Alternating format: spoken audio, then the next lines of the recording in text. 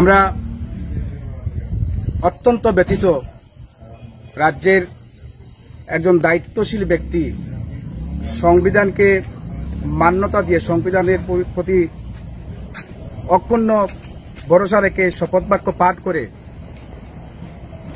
মন্ত্রিত্ব নিয়েছেন রাজ্যের মন্ত্রী সুধাংশু দাস মহাশয়।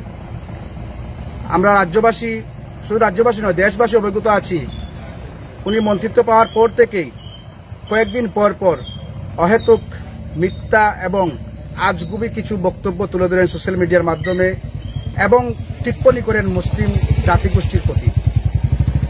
গত পরশুদিন উনি ওনার ফেসবুক পেজে সম্রাট ঔরঙ্গজেব নিয়ে কিছু বিকৃত তথ্য, বিকৃত ইতিহাস তুলে ধরে ঘুরিয়ে ফিরিয়ে বলতে চেয়েছেন মুসলিমরা দেশের জন্য বিপজ্জনক। শুধু মুসলিমদের টার্গেট করেননি, উনি বিরোধী অন্যান্য দলদেরকেও টার্গেট করেছেন। আক্ষেপের বিষয়, আজ পর্যন্ত বিরোধী দলের কেউই এ নিয়ে মুখ খুলেননি। আমরা আজকে ইনসাফ পরিষদের পক্ষ থেকে ওনার বিরুদ্ধে রানী থানাতে একটা এফআইআর দাখিল করেছি। থানার বড়বাবুর সাথে আমাদের কথা হয়েছে, উনি বলেছেন নির্দিষ্ট স্থানে উনি ব্যাপারটা ফরওয়ার্ড করবেন। তো সুধাংশু বাবুর প্রতি আমাদের ওনার এই পোস্টের তীব্র নিন্দা করছে এবং ঘৃণা করছি।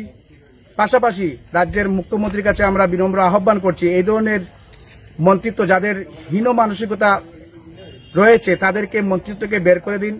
এবং যদিও আমরা এটা জানি উনি ইতিহাস কতটুকু জানেন আমরা বুঝে গিয়েছি, শুধুমাত্র বুট পৈতরণী পার হওয়ার জন্য, হয়তো আগামীতে টিকিট পাওয়ার জন্য কিছু মুসলিম বিদ্বেষী কথাবার্তা বলে হিন্দু ভোটগুলো একত্র করতে যাচ্ছে। তবে আমরা এটা শিওর, শিক্ষিত সমাজ যারা সনাতনী ধর্মাবলম্বী ভাই বোনরা আছেন তারা প্রকৃত ইতিহাস জানেন এবং উনি যে বারবার মুসলিমদেরকে এবং বাংলাদেশের বিভিন্ন বিষয় নিয়ে অহেতুক মন্তব্য করেছেন তার জন্য